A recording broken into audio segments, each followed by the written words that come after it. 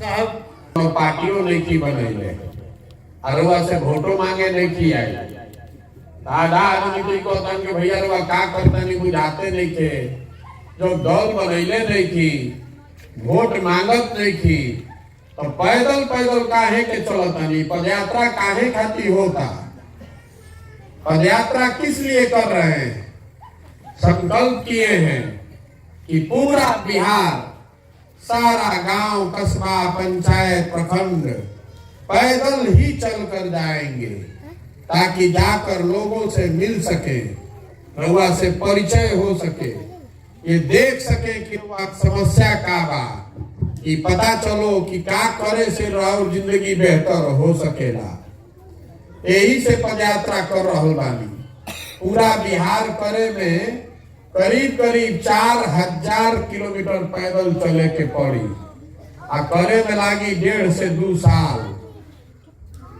आज 55 दिन हो गए हमरा चलत पैदल 600 किलोमीटर से ज्यादा पैदल हम लोग चल चुके आगे अभी 3,500 किलोमीटर और चले के बाद काहे खातिर कर रहल बानी पहला उद्देश्य ये है कि सारे गांव और पंचायत में जाएं और हमरा संगे 250-300 नया लड़का पढ़ल लिखल लड़का काम जे कर रहल बान वो एक एक समस्या के संकलन करतान लिखल जाता कि कौना गांव में का समस्या बा कौना गांव में का करे से लोग के जिंदगी सुधर सकेला पदयात्रा के उद्देश्य बा कि जितना बिहार में 8,000 से ज्यादा पंचायत बा 2,000 से ज्यादा नगर क्षेत्र बा ओकर विकास खातिर अगला 10 साल के योजना बनावल जाओ ये बतावल जाओ कि अगर ये पंचायत में 3 गो काम हो जाई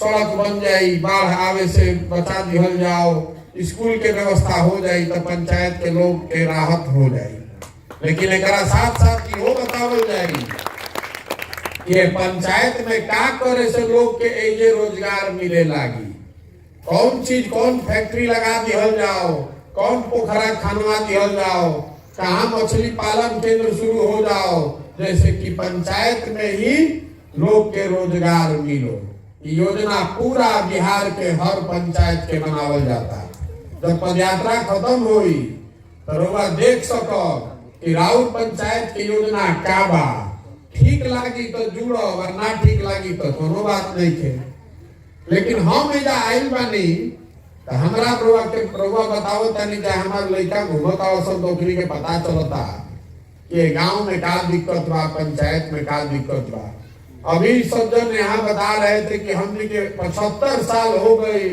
अतना नेता अइलन गइलन कुछ सुधार नहीं के हो हम सुगौली हाईवे से उतरल बानी काल से चलत बानी पैदल 20 किलोमीटर के जो पूरा यात्रा करके आ रहल बानी काल पूरा दिन और आज एको जगह 500 मीटर रोड नहीं के ठेहुन भर ग्राहक हर जगह बा वही में आदमी चलता आज वही में मंत्री विधायक रोज आवत जाता हम लोग से पूछता नहीं कि भैया ये रोड कब से खराब बा तो कहता भैया जॉब से याद बा सही बा कभी नहीं के सुधर तो रउआ ये बात तो पहले ही से पता बा रउआ प्रशांत किशोर तो ही ना कि रउआ बहरी से आइल बानी रउआ यही गांव में रहता नहीं रउआ मालूम बा कि रोड नहीं थे रउआ मालूम बा कि हर साल एजा बाढ़ आवता असो नहीं थे आई बहुत बरिस के बाद लेकिन बाढ़ तो हर साल आवता रउआ मालूम बा कि लइकन के रोजगार नहीं थे ओकरा रोजगार करे खातिर घर दुआर छोड़ के दूसरा राज्य में जाए पड़ता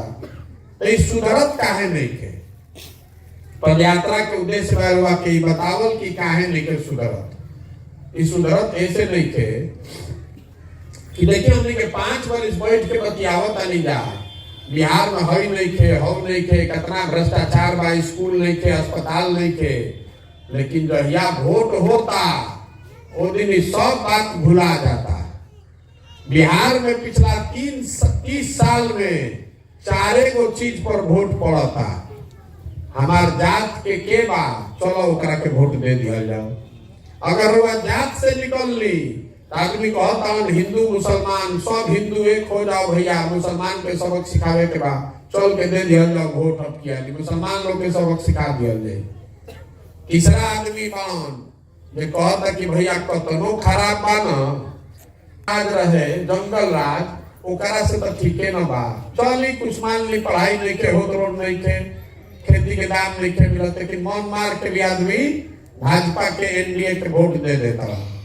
और चौथा कैटेगरी हमने के मुसलमान भाई लोग पालन जा, ये लोग कहता जा कि लालू जी कतनो खराब हो खस ललटेन कतनो मध्यम जलत हो के अब भाजपा के तो ना न दे सकी भैया, चली खराब हो गए था अच्छा ललटेने के दे देता। नहीं बताई हमरा के कि ये चार चीज पर वोट पड़ता कि नहीं के पड़ता ना भाई।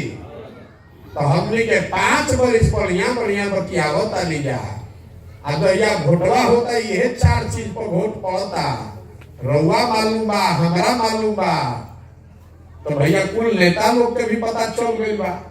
ने तो वो जान रहा बा आदमी कि भैया कतनो पब्लिक गरिया ले हो काम होको चाहे मत होके, कतनो जनता खिसिया जाई गाली दे दी, लेकिन ठक हार के वोट ओकरे के दी।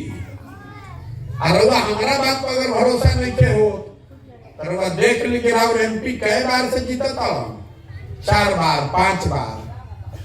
आदमी से पूछा था तो ना भी ऐसा बात नहीं के वोटवा तो ठीके देता नहीं, आदमी ठग लेता हम जीतला के बाद नहीं खन सुना। तो रउआ हमरा के बताई, रउआ के कोई 1 बार ठग ली, 2 बार ठग ली, 5-5 बार कैसे ठगत? अरे भाई पहले बाबूजी ठगत रहा, अब लड़को ठगता। तो कुछ गलती तो अपना में भी बा।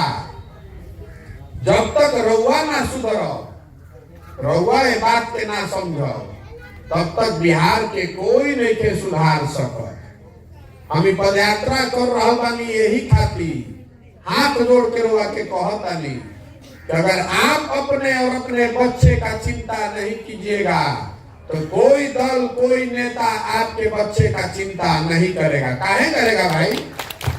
काहे करी? रउआ पर लड़का के चिंते नहीं थे तो प्रशांत किशोर काहे राहुल लड़का के चिंता करी, मोदी जी राहुल लड़का के चिंता काहे करी? देखी लालू जी के लड़का 10वां नहीं के पास कैले, लेकिन लालू जी के चिंता बा कि भाई हमार लड़का मुख्यमंत्री बनो, बने के चाहिए, सब जनता वोट दे दी तो बच जाई, उसे दिक्कत नहीं थे। दिक्कत ऐसे नहीं थे कि लालू जी के लड़का 10वां नहीं के पास कैले, लालू जी चाहता कि मुख्यमंत्री बनो। दिक्कत ए बात से बा कि राहुल लड़का 10वां पास कर लेलस, MA BA कर लेलस, और ओकरा मजदूरी छोड़ के दूसर कोनो उपाय नहीं के, ओकरा चपरासियों के नौकरी नहीं के मिलल। और रउआ ओकर चिंते नहीं के, रउआ तो लागल बानी जात पर, धर्म पर, हिंदू मुसलमान, भारत पाकिस्तान। तो राहुल लड़का के नौकरी काहे मिली बताई हमरा के? पैसे मिली रे भाई, चिंते नहीं के। तो दूसर कोई आके सुधार दी, कोई ना सुधार सके। देखी जे मंच पावेला ना तो ये कहेला कि भैया हमरा के वोट दे दो, हम आई तो सब ठीक कर दे। हम रवा के कहे आई मानी कि हमरा तब कुछ ना सुधरी। जब तक बिहार की जनता नहीं जगेगी, आप नहीं सुधरिएगा, आप नहीं ठीक से वोट कीजिएगा, तब तक कोई बिहार को नहीं सुधार सकता है। जिस गरीबी और गुर्बत में आपका जिंदगी बीता है, आपके बच्चों का भी जिंदगी इसी गरीबी में बीतेगा, सुधर नहीं सकता है। हमने के बुझाते नहीं थे, लड़कन के शरीर पर कपड़ा नहीं थे, खाए के भोजन नहीं थे, आदमी जात धर्म से ऊपर उठे के तैयार नहीं थे, तो कैसे सुधरी बताई हमरा के? यही से पैदल पैदल चल रहा बानी कि बंधुआ मजदूर के तरह जात के नाम पर, धर्म के नाम पर वोट देना बंद कीजिए, और नहीं तो बिहार में हमेशा गरीबी पिछड़ापन ऐसे ही बना रहेगा। देखिए हमने के कितना आदमी मोदी जी के वोट देने वाली जा, यही माना मोदी जी के वोट बोली ककार के। अरे 40 में 39 MP मोदी जी के जीत के गईल बा, मोदी जी के वोट दियाई बा, ऐसे दियाई बा। बहुत आदमी का हमने के लागल कि मोदी जी आई हम तो सब कुछ अच्छा हो जाए, भ्रष्टाचार खत्म हो जाए, महंगाई खत्म हो जाए, लड़कन के रोजगार मिल जाए। मोदी जी 8 वर्ष से प्रधानमंत्री बावन, या लड़कन के रोजगार हो गई? भाई बा रोजगार कोई के ना भइल। हम लोग के बताओ तनी काहे लिखे हो? गुजरात में एगो शहर बा सूरत, एक शहर सूरत में बिहार का 5 लाख लड़का मजदूरी कर रहा है। 5 लाख लड़का। समझी सूरत में कितना फैक्ट्री हुई कि 5 लाख तो बिहारे के लड़का मजदूरी कर रहा बा। तो रउआ हमरा सोचे के चाहिए कि भाई मोदी जी अगर सूरत में इतना फैक्ट्री लगवा सकता तो 2-4 गो बिहारों में लगवा देता। आखिर हमनियों के वोट देले बानी जाता, हमनी क्या फैक्ट्री काहे नहीं लागत? हम रउआ के बताओ तनी काहे नहीं लागत? फैक्ट्री ऐसे नहीं लागत कि मोदी जी के भी मालूम है कि बिहार में एगो नया रोग फैलल बा जेकर नाम बा मोतियाबिंद। मोतियाबिंद के नाम सुन ले बानी? मोतियाबिंद जेकरा होला आंख में, ओकरा नजदीक के लौकेला, दूर के ना लौके। लेकिन जेकरा मोतियाबिंद हो गई ओकरा दूर के लौकी, नजदीक के ना लौकी। तो जेकरा हमने के मोतियाबिंद हो गई बा बिहार में, ओकरा भारत पाकिस्तान लौकता, चाइना लौकता, पुलवामा लौकता, मोदी जी के 56 इंच के सीना लौकता। और आप आपन लड़का के खैला बिना सीना सिकुड़ाई बाई नहीं लौकत।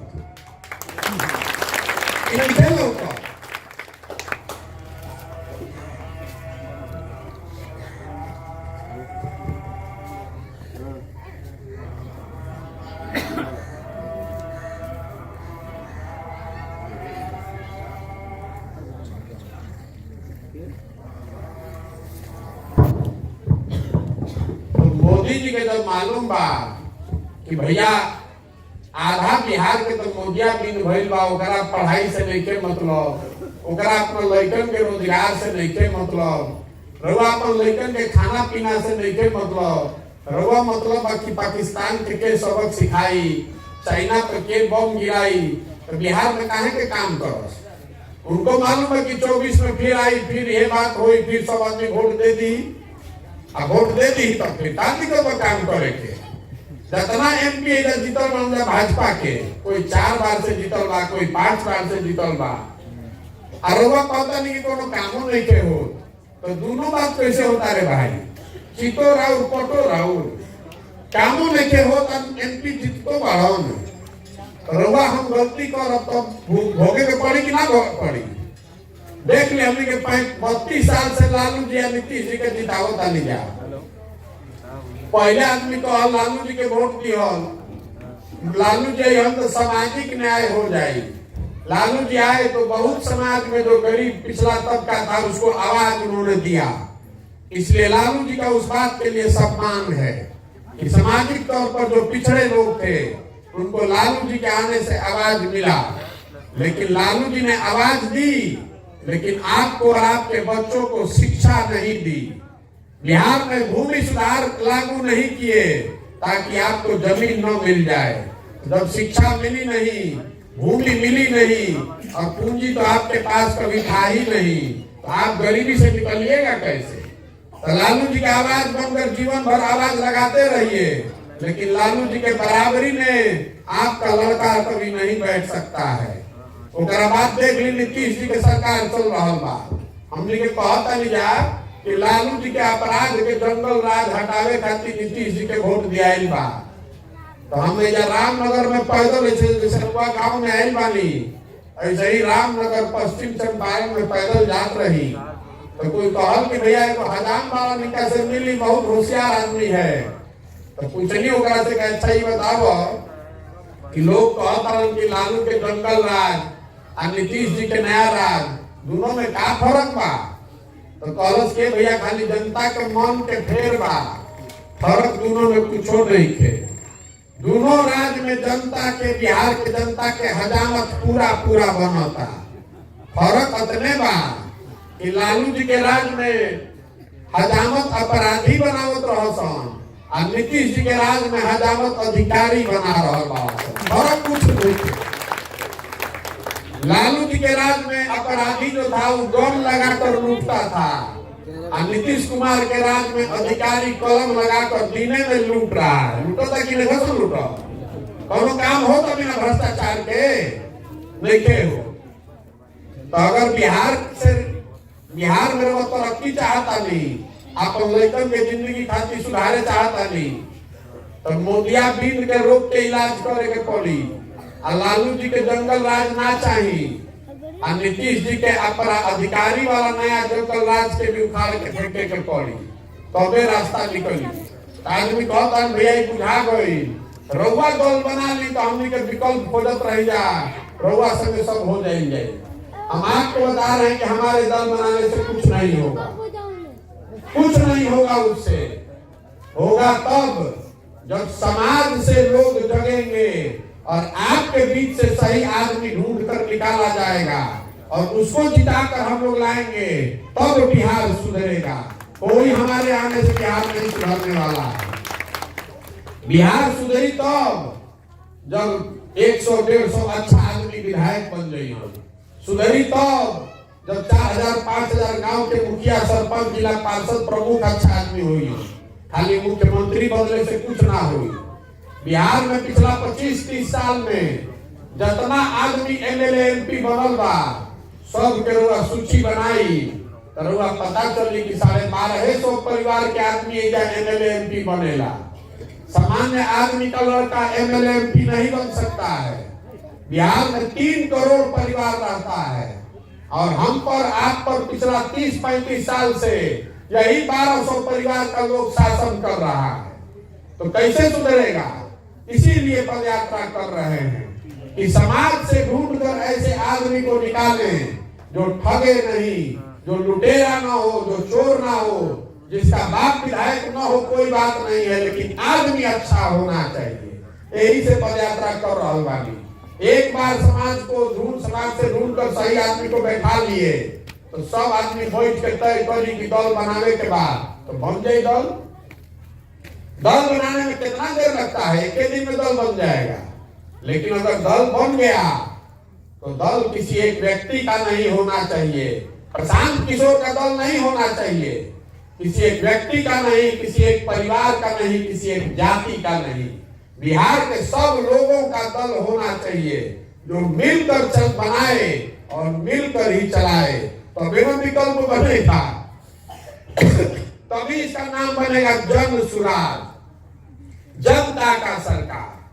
जनता के बीच से जिसको ढूंढकर निकाला जाएगा, उसी के पीछे पूरी ताकत, शक्ति, व्यवस्था, पैसा लगाएंगे और आपके सहयोग और आशीर्वाद से उसको जिता कर लाएंगे, तब बनेगा जनता की सरकार। इसीलिए इसका नाम है जन सुराज। सुराज के मतलब का अच्छा राज। एक और अच्छा राज लालू जी के, कि प्रशांत किशोर के, कि मोदी के, कि नीतीश के, कोई के ना, जनता के होके के चाहिए। रुआ जब बात कहनी 75 साल से रुआ अलग अलग दल और नेता के वोट दे के देख लेनी। एक बार अपना के वोट दी, एक बार अपना लड़कन के चेहरा के देख के वोट दी और देखी कि कैसे सुधार होता। बिहार में काबिल आदमी की कमी नहीं है, बहुत समाज में काबिल आदमी है। जरूरत इस बात की है कि उसको ढूंढ कर निकाला जाए और उसके पीछे जनता खड़ी हो, तभी सुधरेगा बिहार। कोई एक आदमी आकर बिहार को नहीं सुधार सकता है। इस बात को आप समझिए, सीखिए, अनुभव कीजिए, मूल्यांकन कीजिए। ठीक लगे तो जुड़िएगा और न ठीक लगे तो जहां है वहां बैठे रहिए, कोई फर्क नहीं पड़ने वाला है।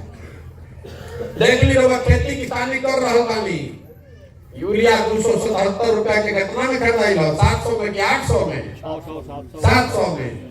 हम अभी पश्चिम चंपारण से पैदल आवत नहीं, देखो वृद्ध किसान मिलना, उनका से पूछनी कि भैया किसान के का हालत में एजा तो बड़ा खेती मजबूत बा पश्चिम चंपारण में, तो कहूं के भाई किसान के तो हालते मत पूछी।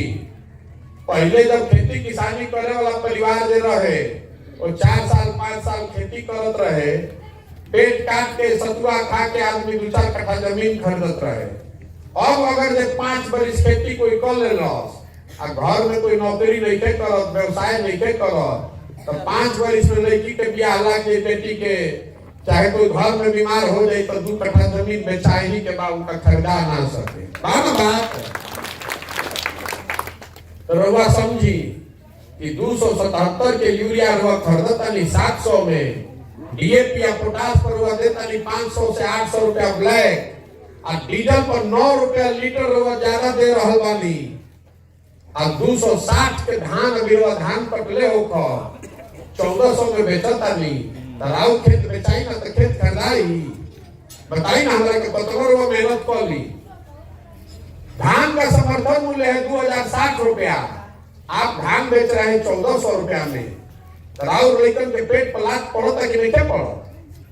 अगर खाली समर्थन मूल्य पर धान गेहूं गन्ना सरकार खरीद ले तो बिहार के किसान को 25 से 30 हजार करोड़ रुपया हर साल अधिक मिलने लगेगा। अभी पैसा बिहार सरकार को नहीं देना है, पैसा दिल्ली सरकार को देना है। बिहार सरकार का उतने व्यवस्था करे के बाद कि धान गेहूं कटाता तो मंडी में उतर खरीद हो जाओ। भारत सरकार का संविधान में गारंटी है कि उसको पैसा ये देना है।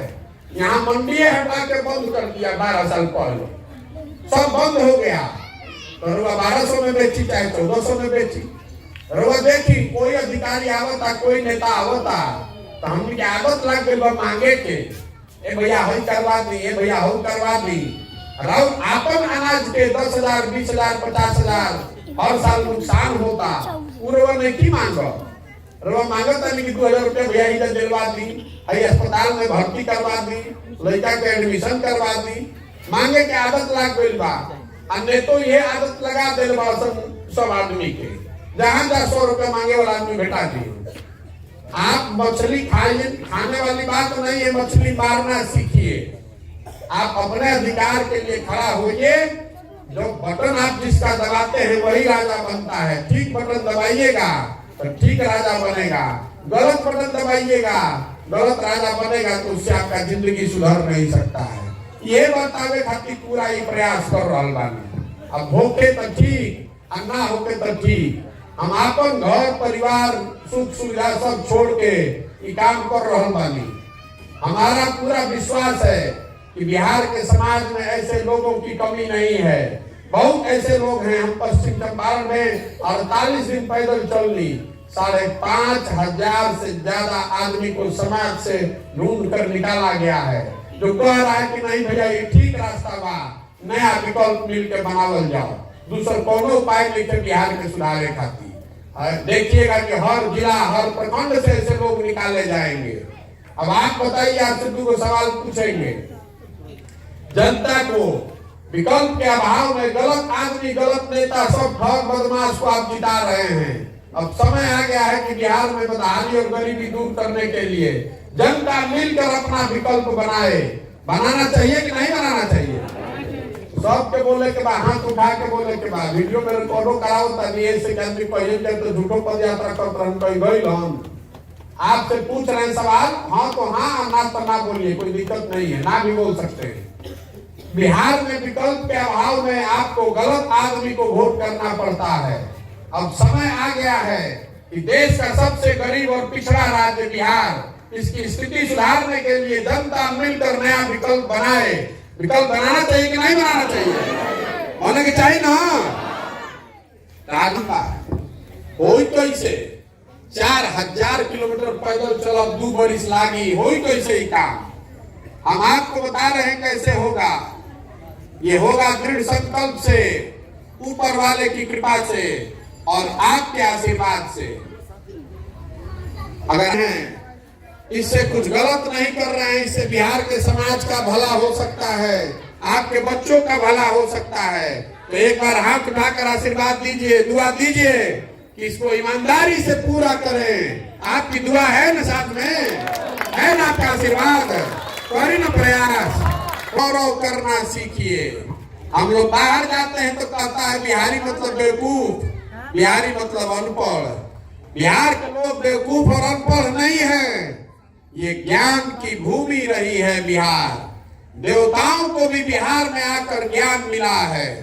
एक बार यहाँ जनता जग गई तो आप भरोसा रखिए, पूरा देश का राजनीति का निडिल घूमकर बिहार की ओर हो जाएगा। आपको खड़ा होना है, इसलिए इस मिट्टी का गौरव करना सीखिए। हम एक नारा लगाएंगे, आपको पीछे से बोलना है। मैं बोलूंगा जय बिहार, आपको बोलना है जय जय बिहार। जय बिहार, जय बिहार। इतना बात हो गई, आदमी कहियन की तो बहुत बढ़िया बढ़िया बात बोल रहा, अपना खातिर क्या चाहता। बहुत आदमी सोचता कि जब मुख्यमंत्री बनने खातिर कुल अभियान शुरू कैले बाड़ा। हम आपको बता रहे हैं मुख्यमंत्री बनना सपना नहीं है, बहुत बड़ा सपना लेकर आए हैं। बहुत साधारण परिवार के लड़के हैं, जो लोग हमको जानते हैं उनको पता है। हमारे दादा बैलगाड़ी चलाते थे, पिताजी सरकारी डॉक्टर थे, यानी सरकारी स्कूल से पढ़कर निकले हैं। सपना मुख्यमंत्री बनने का नहीं है, सपना ये है कि अपने जीवन काल में भगवान ने अगर शक्ति बुद्धि दी है तो इस राज्य को, जो देश का सबसे गरीब और पिछड़ा राज्य है, बिहार का जो दशा है, इसको सुधारे और अपने जीवन काल में देश का सबसे समृद्ध और अग्रणी राज्य बनाए। ये सपना लेकर आए हैं, ये सपना लेकर आए हैं कि एक दिन ऐसा होना चाहिए जब गुजरात से, महाराष्ट्र से, तमिलनाडु और पंजाब से लड़के आकर बिहार में काम करेंगे तब मानेंगे कि जीवन सफल हुआ। होना चाहिए कि नहीं होना चाहिए? होना चाहिए ना। बिहार के लड़के, हम लोग पूरे भारत का मजदूरी करने के लिए पैदा नहीं हुए हैं। पूरा भारत भर में मजदूरी करे खातिर हमने के लड़का पैदा नहीं खसन भइल। जो लड़के बिहार पूरा देश में जाकर फैक्ट्री में मजदूरी कर रहे हैं, अगर व्यवस्था सुधर जाए तो फैक्ट्री यहाँ लगाया जा सकता है और दूसरे लोग को आकर यहाँ फैक्ट्री में काम करना पड़ेगा। ये सपना लेकर आए हैं, इसीलिए जीवन में जो कुछ भी है सब कुछ दांव पर लगाए हैं और इसके लिए पूरी तरह से संकल्पित हैं। 2 वर्ष लगे कि 5 वर्ष, मानेंगे नहीं, इसको किए बगैर मानेंगे नहीं। और जनता पर हमको भरोसा है। बिहार में जो स्थिति है, समझ रहे कि जमीन पर काई लाग गई बा, लेकिन अगर काई छोड़ा दिया जाए शीशे की तरह यहाँ का समाज है, उसका धूल हटा देंगे तो चमकता हुआ समाज हमारा बिहार का दिखेगा। ये भरोसा है मुझे, करीब प्रयास है। ओके ना भाई।